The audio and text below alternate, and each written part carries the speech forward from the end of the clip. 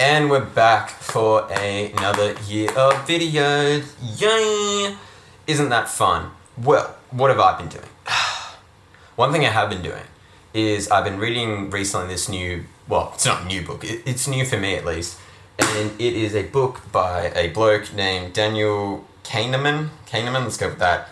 Kahneman. Don't know if that's how he pronounces it, but I'm going to go with it. And it's called Thinking Fast and Slow. And you may have heard this already because, as you can see on the front cover, it's an international bestseller.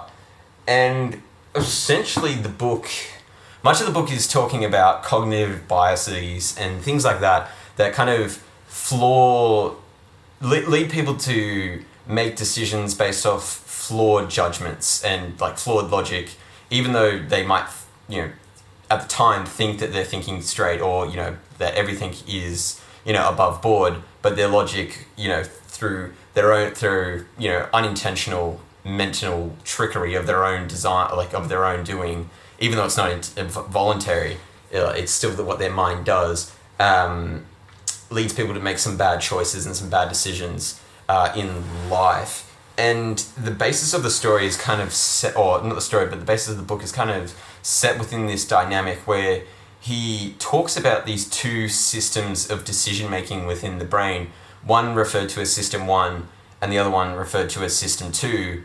Now, these things aren't specifically just like one, thing in the brain that you just find. It's more the way he uses System 1 and System 2 because it's easier to explain to people, to just call it these kind of catch-all personalities, because that's what you might kind of associate with these systems, is they're almost symbolic of, a personality or a type of person, and he feels that's like kind of the best way to explain it than going into the actual like brain, the neuro, sciencey ways of actually how it fully works. So he just kind of describes them as System 1 and System 2. And the differentiation between the two is System 1 is mainly for the most part involuntary. It's, the kind of things where, your brain, it's so crazy. You can show the brain something so fast that the visual cortex doesn't actually have time to process it, but your brain actually sees. So what people do, or what scientists do, is they'll take a person, put them in front of a screen, and they'll watch it, and a word will come up, or in some experiments a color will come up. It could be green or red. Green or red. Fuck, Jesus, seriously, like first video of the year and I'm already losing my words. God, not a good sign, eh? It's a bad omen, very ominous feng shui. But what they do in these experiments is they'll, flash a word or flash a color or something like that so fast that we're talking milliseconds, so like nanoseconds or like milliseconds or whatever you want to call it, so fast that the human eye can't actually visually see it. The participant consciously doesn't actually notice anything, but their brain actually does absorb the information. And then what they'll do after having looked at that screen or whatever is they'll then do some sort of like word matching game or color identifying thing, and the priming tool, that thing they flashed in front of them so fast that they couldn't actually see it, when that happens, they, like, let's say they have to associate words with something like that, like they'll find those words quicker if it's been flashed at them, even though they never consciously are aware of it. And then that's an example of like your System 1 taking a role. Like, it's something you don't notice, and in some instances you can't consciously know, but it's always operating in the background, and it's actually informing a lot of the decisions you make. And the way the decision tree kind of works and the choices kind of do is the System 1 is the very fast, intuitive style of coming to decisions, and it offers solutions to System 2, which is the far more conscious, that you can think of that as the more consciously deliberate thinking and mulling over of an idea and choices before then going on to make a decision. That's System 2 and its role. So System 1 usually offers up a solution to System 2, and System 2 then kind of evaluates it and then makes a decision as to whether, it is correct or not. The issue with system 2 is it typically is slower than system 1. Like system 1 is very spontaneous, like it's very quick. Whereas the difficulty with system 2 is it takes what he describes in the book as cognitive, I think he calls it cognitive discomfort or cognitive strain or something along those lines, where in other words, thinking is hard. To break it down into like a few words, thinking is hard. It takes effort, and that kind of, and when you are thinking, it's crazy actually the impacts on your body, like your heart rate increases and things like that. Your palms get sweatier. It's kind of ridiculous, like when you don't think that thinking would be such a involved thing, but it actually kind of is.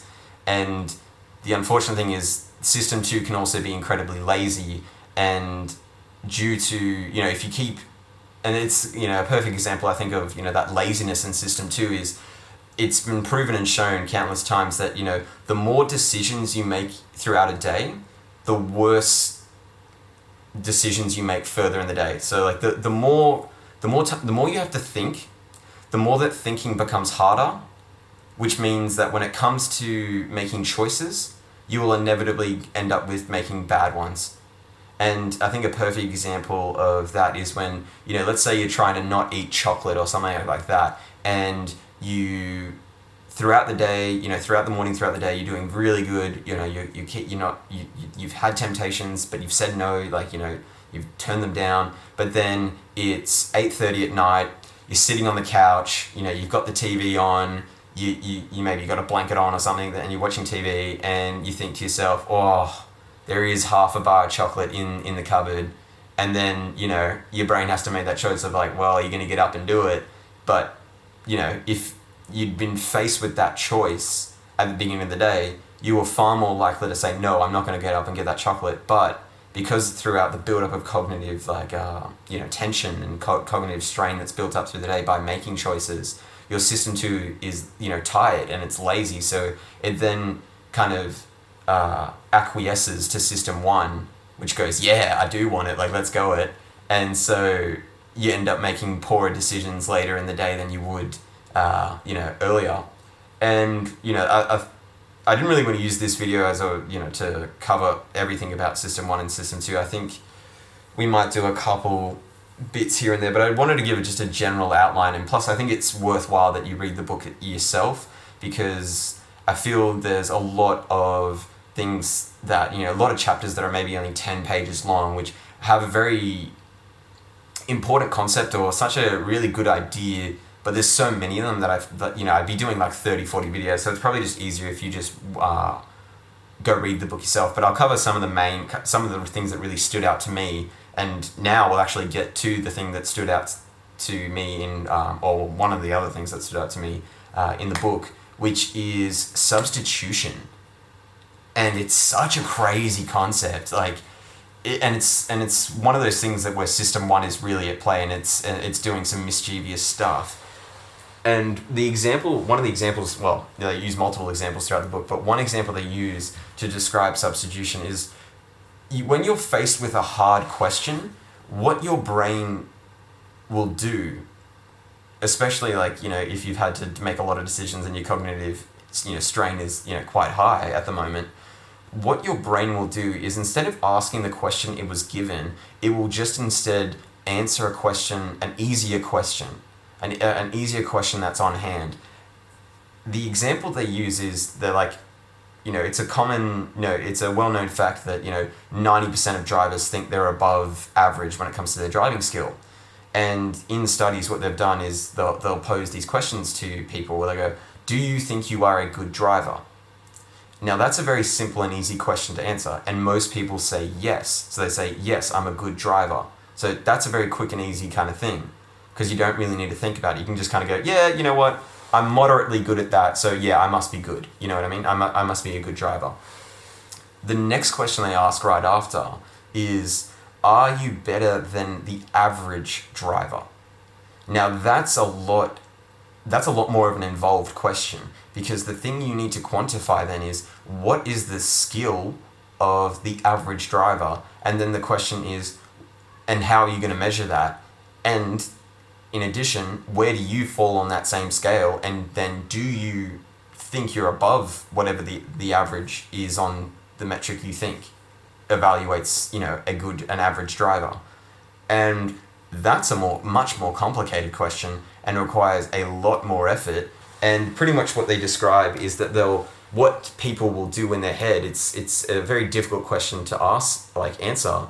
So they'll substitute, what people do is in their mind, without even realizing it a lot of the time, they'll substitute that question and go, instead of, are you better than the average driver? They'll go, you know what, I'm pretty damn good at reverse parallel parking. They'll pick, instead of looking as a driver as a whole, like what is the average driver? They'll just go, they'll think to themselves, I'm better than, I'm pretty damn good at reverse parallel parking, or, I'm really good at XYZ thing, when it comes to driving.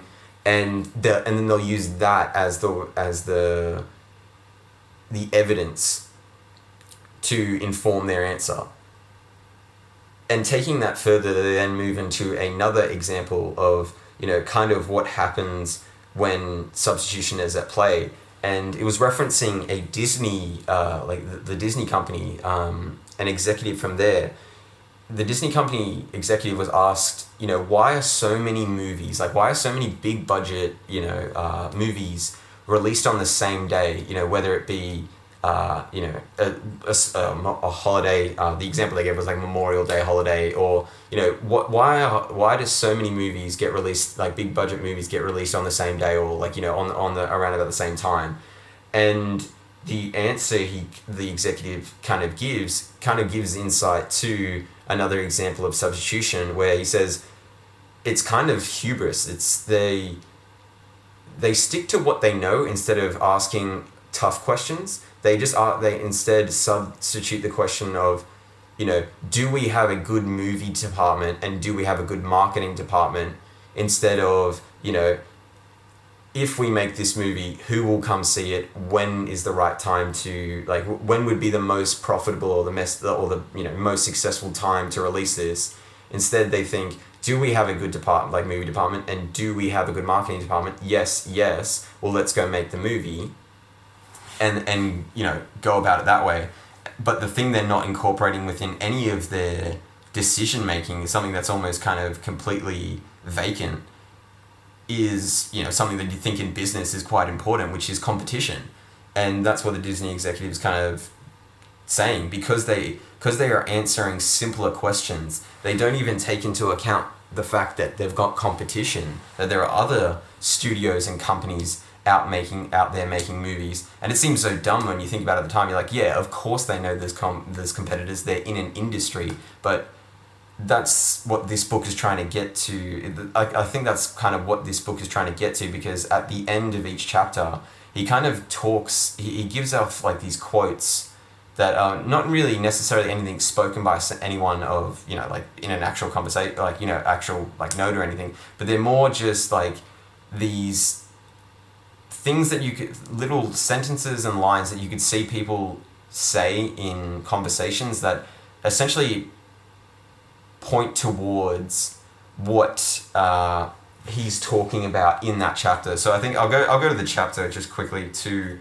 that one about the substitution, because I think it is good. So here we go. So instead of thinking about why a movie failed, they could say, when they were doing a business case analysis or something, someone at that could say that they seem to suffer from an acute case of competitor neglect. So the reason why we released the same movie as our competitor on that weekend was because we neglected our competitor, which is quite disastrous when you think about the runnings of multi-billion-dollar corporations. But at the end of the day, people are still people, and all of us are subject to the same cognitive biases. And I think those quotes at the end of each chapter is kind of to give people tools and to see in everyday life how they can actually apply the checks or ways to check for or look for these biases in the situations they find themselves in life. And I guess, and he admits in the book that like there's no way that any one person could ever like be able to check all of their biases and all of their cognitive failings all at once, simultaneously, all the time. Like it's just not possible. Like it's beyond human, and I think that is something all of us have to accept. But falling into pitfalls we don't have to, I think is I think that's a very noble thing to do.